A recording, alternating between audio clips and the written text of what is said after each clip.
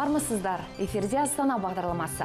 Елорданың ең қызықты жаңалықтарымен танысқыларыңыз келсе, бізбен бірге болыңыздар. Астанада зиянды гүлдер тәркіленді. Елордада жастар саясаты қарқынды дамуда. Басқала тағы бір медициналық мекемемен толықты. Қыштан мүсін жасаудан шеберлік сыныбы өтпек.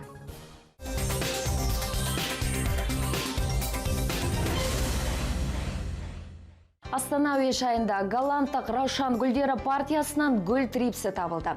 400-ге жуық залалданған Раушан гүлі Нидерландыдан әкелінген екен.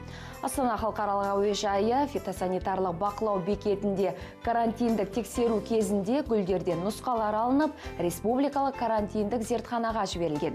Сараптама нәтижесі бойынша гүлді трипс анықталған. Карантиндік объектілермен залалданған өнім кеден экология өкілдерімен жүк иесінің қатысуымен өртеу арқылы жойылды. Қазіргі таңда батыс гүл трипсі жабық жерде өсірілетін гүлді декоративті көкөніс дақылдарының аса қауіпті зиянкесі. Қазіргі таңда батыс гүл трипсі жабық жерде өсірілетін гүлді декоративті көкөніс дақылдарының аса қауіпті зиянкесі. Астаналық жастар саясаты қызу жұмыс істеуде. Бүгінде құрылымдық жоспар бойынша жастар саясаты саласында бірнеше басым бағыттар бойынша жұмыстар жүргізілуде. Соның ішінде кәсіптік бағдарлау және жұмыспен қамтуға көмектесу, құқық бұзушылықтың алдын алу мен жастардың демалысы және волонтерлік қозғалысты дамыту. Сонымен қатар жастар денсаулығы орталығы ақпараттық насихаттау жұмыстары. Жастардың демалысын ұйымдастыру үшін қалада 25 аула клубы жұмыс істейді. Ал уақытылы кәсіби медициналық көмек көрсету үшін салауатты өмір салтын насихаттайтын 10 жастар денсаулық орталығы бар. Құқық бұзушылықтардың алдын алу мақсатында елордада қоғамдық тәртіпті қадағалайтын арнайы жасақтар құрылды. Астанада алғашқы медико-санитарлық орталық ашылды. Досмұхамедұлы көшесінде орын тепкен достық мекемесі 150 орынға арналған.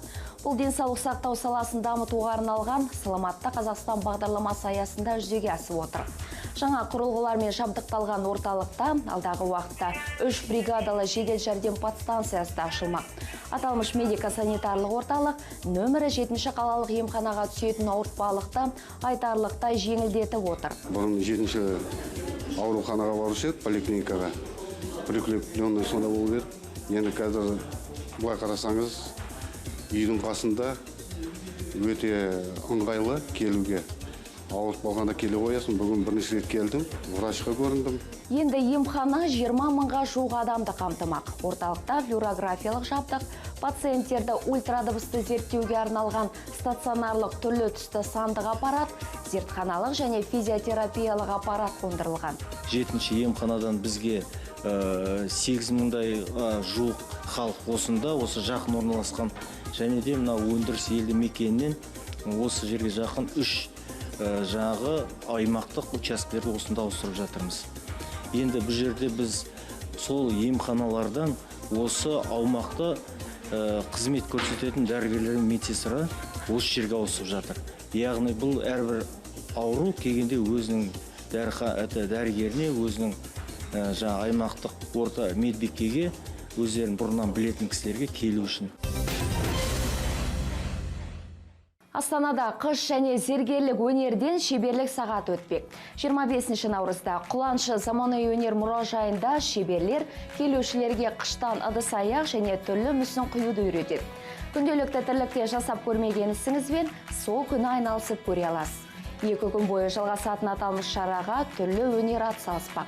Шеберлік сағатына қатысам деген кез келген елордалыққа есік ашық дейді мұражай қызметкерлері.